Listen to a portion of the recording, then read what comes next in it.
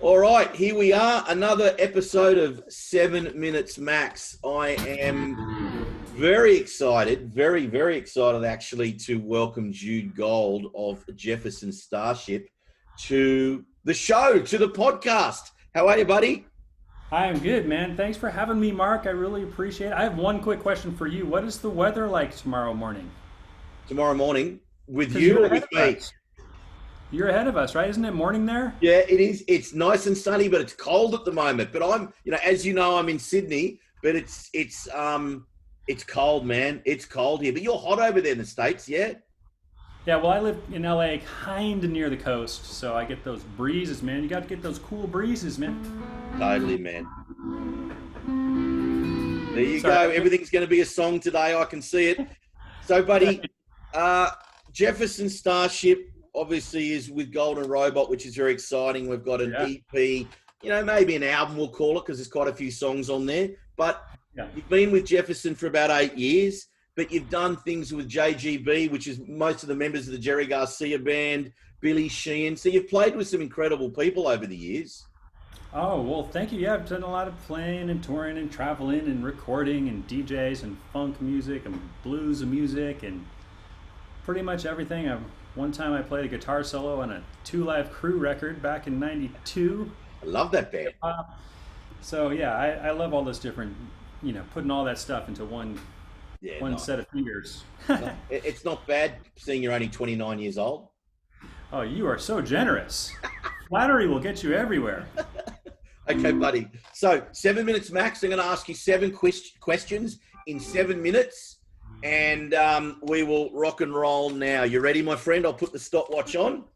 Oh, okay. Then what if I go over? Is there a penalty? It's all right, mate. I like you, so you can go over a little bit. All right, thanks. Unless you go over, the screen just goes black. You know that it's not working. Trap door opens. Gone, down, end. All right, you ready? I think so. All right, here we go, buddy. Thank you, Jude. Am I gonna win something? Yeah, you will. My affection. All All right, right. let's go. What has been your greatest rock and roll regret? I don't know if this is, Well, I don't know if this is a rock and roll regret, but I have a podcast where I interview famous musicians, and I was very lucky in JGB to play with Joel Smith, one of the most famous gospel bass players and drummers. And he became a friend, and I recorded with him so much, and he suddenly, I found out 2 years ago that he had cancer. And this is a sad topic to start with, but it's a real true regret that really hits my heart that I didn't keep in touch with him that much because he Yeah, lives 5 hours away up in yeah, San Francisco, and you just think about these things, and it's like all of a sudden, boom. So the message is the same. Keep your friends close and call them regularly, man. I didn't, and I wanted to have him on my show and do a whole episode yeah. with him, and I love the guy so much, and suddenly he was gone. That one really Okay. hurt. So Well, that, call your people you love. yeah. Okay. All right. No, I respect that, man. I respect that. That's a decent rock and roll regret. I respect that absolutely. All right. That's the first one that comes to mind. Okay. All right. Fair Probably a call. long list. All right. Let's take it in another direction. Question two. You're walking along the street of LA. It was nighttime and there's nobody around, and there was $1 million cash in a suitcase, and it was just sitting there. What would you do? Ooh. Well, okay. Let's take off the table that the fact that maybe if you grab it, you might get killed, right? Because then I Take that wouldn't off. grab You're it. not going to get killed. I Not gonna promise get you. killed. But let's add the fact that maybe somebody left it there. Are you saying like morally, what would I do? Let me tell you a story that I'll never forget that my dad did when he found a wallet with $2,200 in it in about 1990, Yeah. and he put a little ad in the newspaper because there was no Craigslist back then. And some guy was traveling from another country and was so thankful, and he came and he picked up the wallet and gave my dad $300. I thought that was pretty damn cool. That's cool. So then you get a clear conscience and you got $300. Okay. But what would I spend it on if suddenly I won the lottery on them? That's a whole nother story. No, if so, what we're hearing is if you found $1 million on the side of the road, you're telling me that obviously you wouldn't put an ad in the paper, but you'd hand it in. I would do that if I felt like somebody was really, yeah, if it belonged to somebody and if somebody else's property. Because, I'm not trying to be like, my dad like, oh, what a saint! But I never forgot that It's moment where nice. he did that and he got $300 back. Okay. All right. Okay. So now we know what you do. All right. We know that you're of high moral fiber. A lot higher than some of the other people I've had on here that would keep it. But I mean, imagine if you found all that money and the whole time you thought it was somebody else's your whole life. You know that you're gonna face Saint Peter one day at the pearly Okay. gates, and you're gonna have to explain for that shit. Fair enough, my man. Fair enough, my man. All right. Love it. Question 3. If you could be anyone else for a day, who would that person be? And would it change if you were the same person for a week? I don't, I don't know. Okay. Would it change? Well, first of all, I mean, I'm a guitar player, so I would want to be one of my first two guitar heroes, which would either be Nile Rodgers, who did all the funk tunes. Yep. And when I first started playing, the reason I play a Stratocaster is because I heard, "Aw, freak out." I mean, I loved and then he did so many hits. He did David Bowie, Chic, like all the Yeah. hits Yeah. from 1980s and everything. It was Nile Rodgers, and it's like that would be incredible to me. But I also would like to be the first concert I ever saw. I'd like to be in AC/DC and be Malcolm Young. I interviewed Malcolm Young once, and talking about two of my favorite heroes, obviously Aussies. I interviewed Malcolm and Angus on a 90-minute conference call Nice. when I was writing about them for Guitar Player magazine, and I just remember what Malcolm said, how much he loves to stand in the back while Angus is running around. I mean, I would love to be Angus too. Yeah. And he just he told me he'd put one foot next to the drum riser and he just locks in with the drummer and he'll just be like, oh, like, what's a good one? Like maybe Problem Child. Yeah. Great I song. mean, he owns this chord. Yeah. Yeah. Totally. Totally. Okay. So I like that. So we had Malcolm Young, Malcolm or Angus. Malcolm or Angus and definitely Nile Rodgers. Rodgers. Love it. Brilliant, mate. Love it. Love it. Love it. All right. Question 4. Question 4. If you could go back in time and see any band, who would it be? And and where would it be? And just before you say that, the best thing about the band you're in now is they have such an amazing pedigree. And I picked up a Jefferson Starship 8-track for my Camaro and my Trans Am. How cool is that? You're in a band that's got an 8-track. That is so winning. Wait, so first of all, you have a Camaro. Is it an old Camaro? I've got a 71 8-track Camaro and I've got a few Trans Ams that are in the 70s. Yeah, I love American muscle cars. Man, I'm having serious car envy. So, We'll talk about yeah, that. I kind of have gone back in time with this band. So Yeah, I'm well, already- true. This band it is really fun to go back in time to some of the psychedelic stuff. I think that growing up in Berkeley, California, where the psychedelic era was just like when I was a kid, it was just 10 years behind me, really. Yeah. I would love to be able to go back and see Jimi Hendrix play Berkeley or something, or go back to Monterey. You know what's incredible is talking to David Freiberg in Jefferson Starship. Yeah, He was at Monterey on the side of the stage right behind the PA. Like, you know how you've been to shows, you're sitting there, the audience is out here and you're on the side, and Jimi Hendrix was like 10 feet from him setting his guitar on fire in that famous photo with the lighter fluid. really. Yeah, I would like to go back in time and hang out with David Freiberg and watch Jimi Hendrix at Monterey. Yeah, that's so cool, man. I love that. That's super cool. That's the coolest. Real band quick I though, think. I would also love to go back in time to Greenwich Village before Jimmy became Jimi Hendrix, and he was kind of playing bar gigs and Yeah. little club gigs before he went to England and got famous. I'd love to see him back in the beginning, before he was, a full-on rock star, and just see the genesis. I thought you were going to give me a Jimi Hendrix lick then. On the Oh, guitar. well, of course.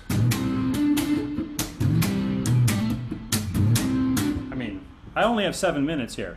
Well, you're smashing that. You're already over that. But I'm enjoying the story. So we're going. All right, question 5. Let's keep moving. Question 5. This will be an interesting one for you because you're a nice guy. So which of your idols, can be music, can be other than music, which of your idols have you met, and which one was particularly awesome, and which one was a nightmare, a bit of a wanker that you didn't get impressed by? Gosh, those are both really difficult questions. I mean, working for Guitar Player magazine and having interviewed people for 20 years, I have been lucky enough to meet a lot of my personal idols. and most all of them have been really nice people. Like because I believe you have to be kind of nice to succeed in the music business, or it's a real hindrance if you're a jerk, man. Yeah, Nobody wants yeah. to work with a jerk. It's hard enough sometimes, especially if you're long hours in a van and all this stuff and rehearsals and egos. So who have Gosh. you met that you liked? So I Really was going liked? to say that pretty much. Oh, man, I don't even know where to begin. One of my heroes is Nile Rodgers. I mentioned I interviewed him at his office in New York, and he was so nice. And then this is before selfies. This is like 2006, Yeah, and he was so busy because he has this whole foundation, and he was in his three-piece suit, and he played guitar for me and everything. I had a little guitar with me, and then he had to get back to work, and then I said, "Can we get a picture together?" And then this is before the selfie era. We spent 10 minutes walking around this building finding somebody who would take our picture. yeah, love it. So that was so nice of him. And there's been countless. Steve Stevens from Billy Idol, another Steve's a hero great of mine. guy. Went over to his house, and I realized I think I went over my time. Like I think like I went like an hour and Yeah, 45 minutes yeah, interviewing him. And I think that him and Josie were ready for the. But he was so cool, so nice. nice guy, great guy. Who is a jerk? One time I was playing with this is I would never I can't say anyone was a jerk, but I tell you I thought somebody might be a jerk and they proved me otherwise. Yeah, Which was I was playing with Miguel Miggs, the great DJ, and his funk band, and it was a big event for Oracle, the company. yeah. So they had Billy Joel playing, they had Stevie Nicks, they had Lenny Kravitz, and we were playing on stage right after Lenny Kravitz. It was really cool. We weren't headlining; he was really the headliner, but Yeah, we played cleanup after yeah, him, yeah. and it was awesome. And then we're in the parking lot, leaving in the van in the back of the Cow Palace, San Francisco, and there is Stevie Nicks getting into her van, and she's got a couple people, with her handlers, As you do. and our singer Lisa Shaw. It's like, oh my God, that's Stevie Nicks. I gotta go talk. I'm like, no, don't run out there and just bombard. Like, and she literally got. I thought maybe Stevie, for some reason, I thought she would not be cool. Or Yeah. Lisa gets out of the van and runs up to her, and they have like a 5-minute Oh, that's wonderful cool. conversation. That's cool. I was so happy. So that's as close as I. So Okay, she I was. like that. I thought, oh no, you're going to put some stick on Stevie Nicks. I'm so glad you didn't. Oh, because I'm the biggest Fleetwood Mac fan, and that was just a really wonderful memory, and I'm sure that Lisa Shaw is so happy. And when I say I'm a Fleetwood Mac fan, obviously Lindsey Buckingham, the guitar Oh, player, one of my favorites of all and time. now Neil Finn is in the band from Crowded House, Yeah. which is Oh, which is cool. All right, so yeah. let me keep moving, right? Because you're smashing the 7 minutes. All right, tell me about your favorite fast food experience. Um, I think the best meal I ever had one time was I was walking around Paris, France with a friend, Yeah, two friends, and he was taking us on this long tour, and it was January 2nd of like 2008 or yeah, something. yeah. And it was freezing, and we walked around forever, and it was like a Sunday morning and everything was closed, but it was beautiful. And our as guitar players from Knuckles, and we ended up at this alleyway where it was all those Greek gyro places, Yeah, yeah, yeah. Gyro, heroes. yeah, yeah. And I mean, that's kind of fast food because you pay Yeah, it like, is. and it comes out like 2 minutes later, and it was so hot, and the spicy, and just the exotic flavor, everything. I think that was the best thing I ever had. It was like, I don't know if that's fast food or not, but No, that that's moment, perfect. Yeah, that gyro in France in New Year's Day, the next day. That's awesome. I love that. All yeah, right. All right. Last question. You're doing, well, no, you're doing absolutely shocking. yeah, it'd be terrible. You're at about 12 minutes, but I love you, so it's all good. All right. I have a future with 7-minute podcasts. All right. Last question. What is your greatest love? Greatest love? Yeah. I mean, I hate to be so predictable, but music.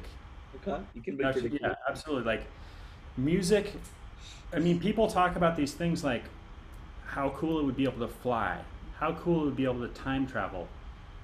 I kind of think that you can do both those things with music on a good night. Yeah. No, I And like that.